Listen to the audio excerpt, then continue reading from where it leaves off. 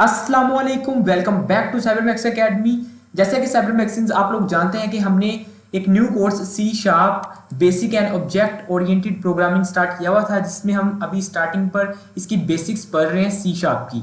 तो इसके तकरीबन 10 से 11 लेक्चर्स अपलोड हो चुके हैं। तो अगर आपने अभी तक ये नहीं देखे, सीक्वेंस के साथ प्लेलिस्ट फॉलो करें ताकि आपको तमाम कॉन्सेप्ट तरतीब के साथ समझ आ सके। लिंक डिस्क्रिप्शन में दिया होगा। इसके अलावा जो हम सॉफ्टवेयर यूज़ करें विजुअल स्टूडियो, उसका भी लिंक डिस्क्रिप्शन में दिया हुआ है, किस तरह से वो डाउनलोड और इंस्टॉल करना है। ओके, तो लेकिन अगर आपने डायरेक्ट यही टॉपिक समझना है जो कि आपने थंबनेल पर देखा, तो without wasting our time let's start.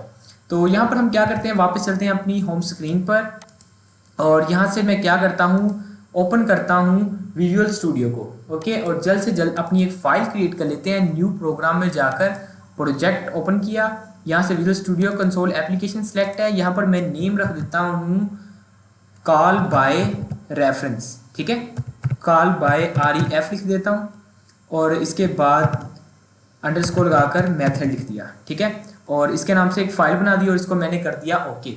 जैसे मैंने ओके किया तो क्या हुआ कि मेरे सामने इसका बेसिक स्ट्रक्चर ओपन हो चुका है। जैसे कि लास्ट लेक्चर्स में हम क्या कर रहे थे, मेथड और मेथड ओवरलोडिंग कर रहे थे। ठीक है, तो उसके लिए आपके पास मेथड्स होने चाहिए।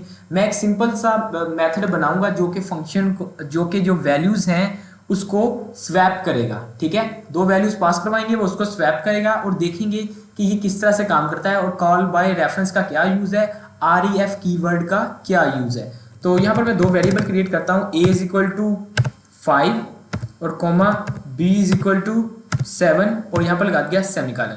ठीक है, और यहाँ पर क्या करता हूँ कि लाइन लिख देता हूँ। चलें, क्या लिखा जाए, यहाँ पर सबसे पहले लिख देते हैं कंसोल डॉट राइट लाइन। ठीक है, और यहाँ पर मैं लिख देता हूँ the value of a is equal to, और यहाँ पर मैं लगा देता हूँ 0 index and value of b is equal to, यहाँ पर मैं लगा देता हूँ क्या चीज़, 1 लगा देता हूँ। ठीक है, और यहाँ पर a भी पास करवा देते हैं, a कॉमा b, ये मैंने पास करवा दिया और इसको मैं कर देता हूँ यहाँ पर। और लास्ट पर हमेशा की तरह कंसोल डॉट रीड की तो लगाएंगे ही हम, ताकि स्क्रीन को होल्ड करके रखे।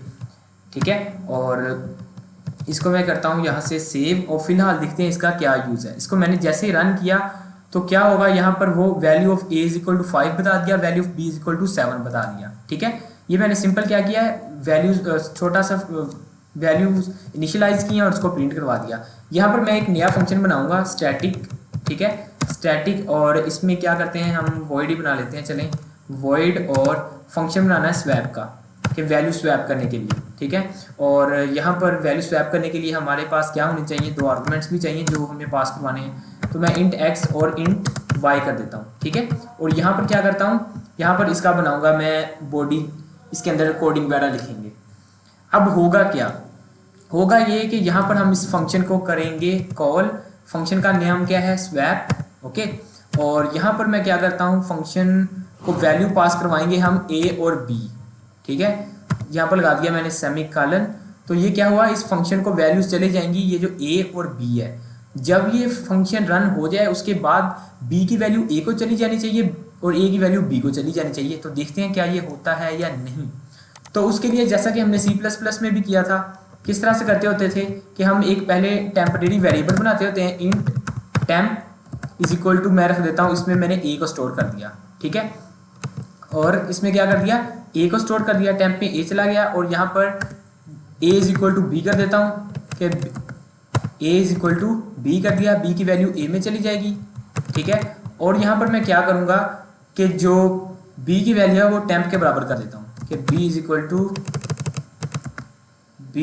इक्वल टू यहाँ पर a इनिशियलाइज नहीं है तो इसको इंट दे ही देता हूँ मैं, b इज इक्वल टू यहाँ पर, बल्कि हम तो यूज़ कर रहे हैं xy, तो हम xy को यूज़ करते हैं। ठीक है, क्योंकि इस फंक्शन में xy है। और यहाँ पर मैं क्या करता हूँ, y कर देता हूँ, यहाँ पर x कर देता हूँ और b की जगह y कर देता हूँ और यहाँ पर कर देता हूँ टेम्प।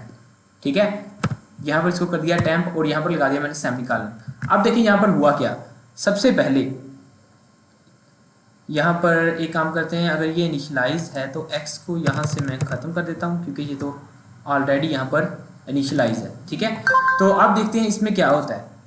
अब होगा ये कि यहाँ पर ये जो पहली x की वैल्यू है वो एक टेम्परेरी वेरिएबल में चले जाएगी, ठीक है। अब x की वैल्यू इसमें स्टोर भी पड़ी हुई है, लेकिन y की वैल्यू x को असाइन हो जाएगी। इसका क्या मतलब हुआ है, y की वैल्यू x को चले गई है, लेकिन y में x की वैल्यू नहीं आई, तो y में हम टेम्प को स्टोर करवा देंगे, और टेम्प में तो पहले x पड़ा हुआ है, ठीक है। इसे होगा क्या कि x की वैल्यू y को चली जाएगी और y की वैल्यू x को चली जाएगी, ठीक है। y की वैल्यू x को चली जाएगी और x की वैल्यू y को चली जाएगी। अब मैं क्या करता हूँ, इस फंक्शन को जैसे मैंने रन करवाया होगा क्या, होना ये चाहिए था कि यहाँ पर पहले तो a b की वैल्यू फंक्शन रन होने से पहले a की 5 है, b की 7 है, लेकिन जैसे ये फंक्शन कंप्लीट रन हो जाए उसके बाद क्या होना चाहिए कि a की वैल्यू b को चली जानी चाहिए थी, b की वैल्यू a को चली जानी चाहिए थी। तो क्या देखते हैं कि ये फंक्शन रन होने के बाद क्या वैल्यूज रिप्लेस हो चुकी हैं इस फंक्शन के चलने की वजह से। इसको मैं करता हूँ रन यहाँ से, तो यहाँ पर हुआ क्या, ये पहले यहाँ पर वैल्यू लिखना चाहिए हमें, बहरहाल यहाँ पर लिखा हुआ है कि a is equal to 5 and value of b is equal to 7, और फंक्शन चलने के बाद भी क्या हो रहा है कि a इज इक्वल टू 5 और b इज इक्वल टू 7। अब हो क्या रहा है, वो हो ये रहा है कि वो यहाँ से वैल्यू जो कॉपी हुई है उस फंक्शन को जब हमने पास करवाई, a की वैल्यू b को चली गई, ठीक, a की वैल्यू x को चली जाएगी और b की वैल्यू y को चली गई।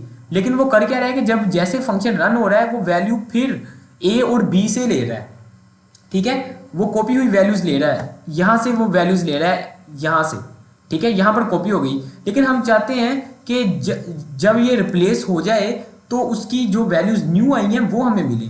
तो उसके लिए क्या होगा, उसके लिए हम यूज करते होते हैं रेफ का कीवर्ड। रेफ का कीवर्ड कैसे यूज करेंगे, जहां पर आपने फंक्शन में वैल्यू पास करवाई है वहां पर रेफ लिखना है आपने, ठीक है। जिस तरह हम एंड ऑपरेटर यूज करते थे उसके अंदर C++ के अंदर, इस तरह यहाँ पर आपने रेफ लिखना है। यहाँ पर रेफ लिख दिया, पास करवा दिया, उसके बाद चलना है ऊपर, और यहाँ पर रेफ स्टार्टिंग पर यूज करना है रेफ इंट, और यहाँ पर भी रेफ इंट यूज करना है।